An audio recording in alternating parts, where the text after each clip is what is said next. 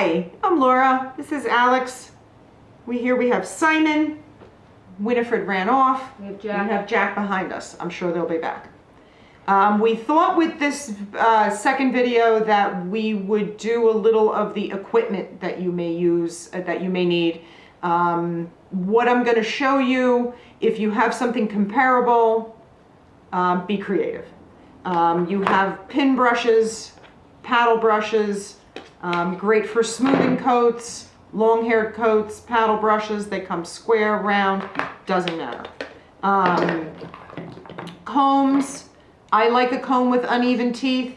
They're great for taking out undercoat. There's Greyhound combs. The Greyhound combs, if you are interested in buying new equipment, if you are able to buy something new, the Greyhound combs will be much easier for you to find.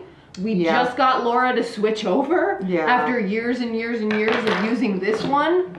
I couldn't find her one when I do the ordering and whatnot at the shop, and I couldn't find her one, so we had to get her to switch over. We did find them, didn't we? We found one. Yeah. One. You have one option.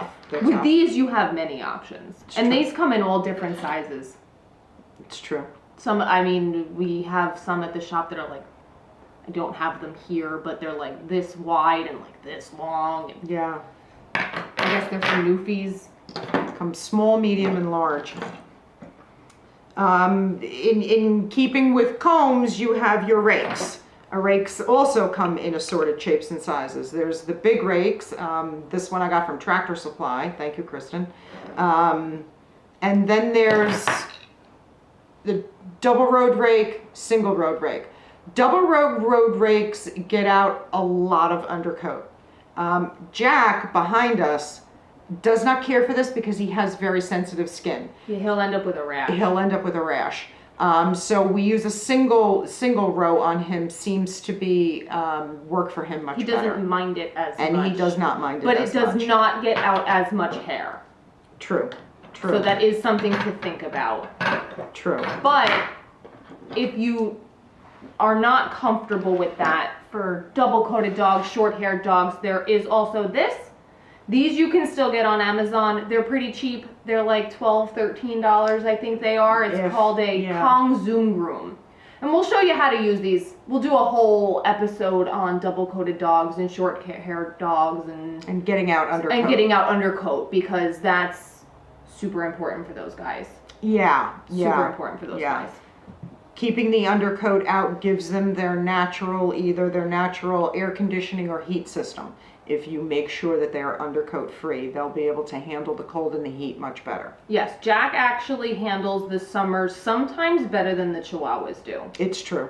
Because the undercoat traps the cold air in too. Right. But you know, as soon as they get hot, it takes them quite a while to cool down. So if you get the undercoat out, it helps to expedite all of those processes. Because the air can flow through and so heat can escape. Yeah.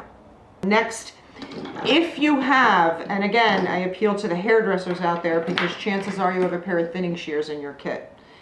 Thinning shears also come in assorted shapes and sizes. The wider the tooth span, the more hair you're going to take off. So see, these teeth are much wider and these are thinner. The wider the more hair you're going to take off. So, but they also come in little, I recommend these for the corners of the eyes. We don't have any hair in the corners of our eyes, do we? But he does get weepy. We will also do a video on making sure that the eyes stay clean. But temporarily, warm washcloth, wipe them down. If you are getting your thinning shears from a beauty supply, they're only going to come in this size. Grooming thinning shears are these Wumbo ones. True. People thinning shears are a regular, normal size. True. So just so you know, if you are looking for a pair of these, you won't find them in Sally's, or you would have to look for Grooming. Though I think if you're just starting out, these would be easier to handle. They're easier to handle, and they're smaller, so it makes it easier to get into the corner. Yeah. These are actually the ones that I use for the corners of the eyes. Little note on shears. When you're holding the shear, your ring finger goes here. You will have more stability and your scissors will remain straighter. You'll have better support if you are this way. If you're over here, see how they kind of move around too much. So you'll be able to, you'll have more control if your ring finger and pinky rest, okay? Side note. Nails, if you have nail clippers, great. Dog clippers, great. These have a safety guard on the back. Yeah. So when it is straight up, Let me show you guys close up. You see that little guy there? This little guy here? If you put that up here, it will make it easier to cut the nail in smaller increments, making you less likely to cut too close. yeah, it stops you from going too far. If in your garage, in your shed, if you have a Dremel, go get it. We will show you how to use a Dremel. The Dremel has the ability to take the nail off in paper thin increments, so you get a softer, more polished nail, and you can get a little closer without making them bleed. I will show you how to do this also.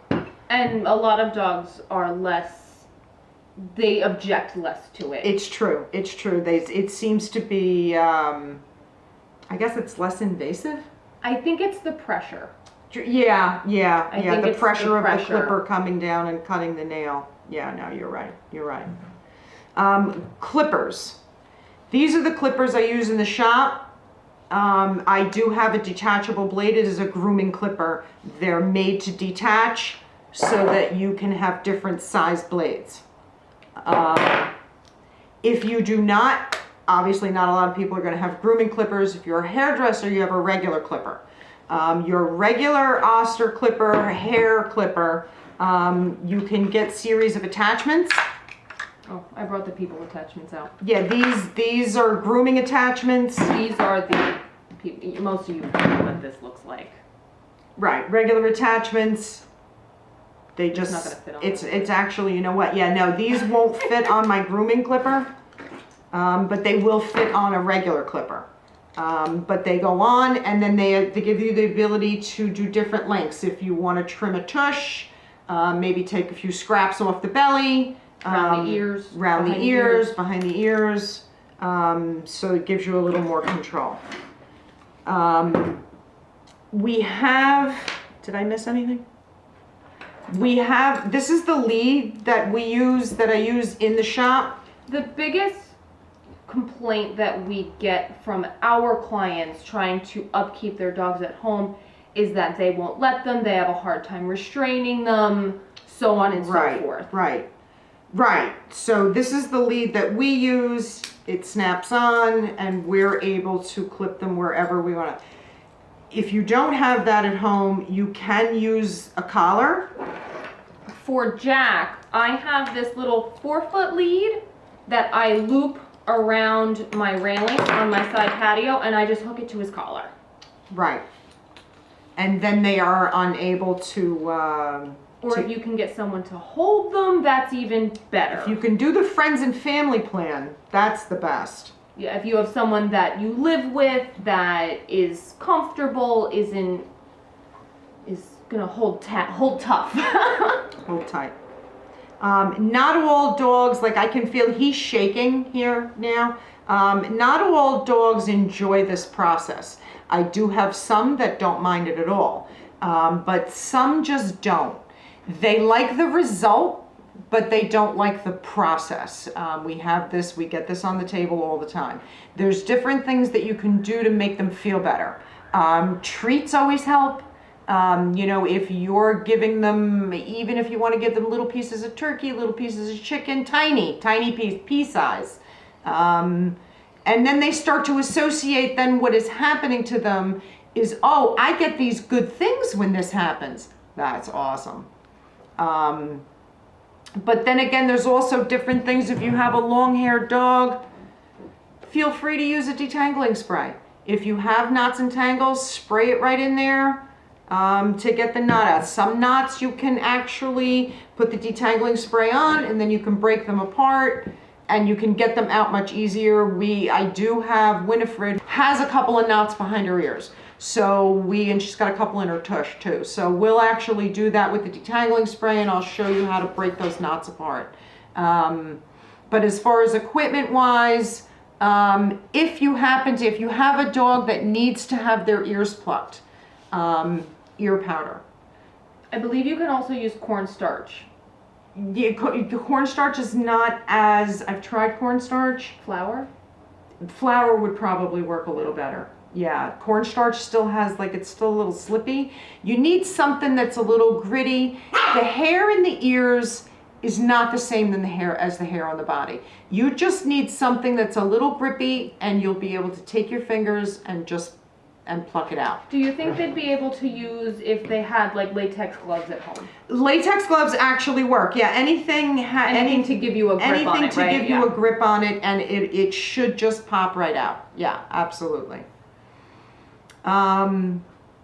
Ear cleaner and cotton. I like cotton coil. You leaving me, son? I like cotton coil, but if you have cotton balls, makes no difference. We would not recommend Q-tips though. Would not recommend a Q-tip. For the same reason that people don't recommend Q-tips for your own ears. Yes, yes. You need something, usually what I do with the cotton coil is I fold it in half and then I use this and so as far as that goes in, that's as far as we're going. I think that's it for the equipment. So stay tuned. Next video, pads and nails.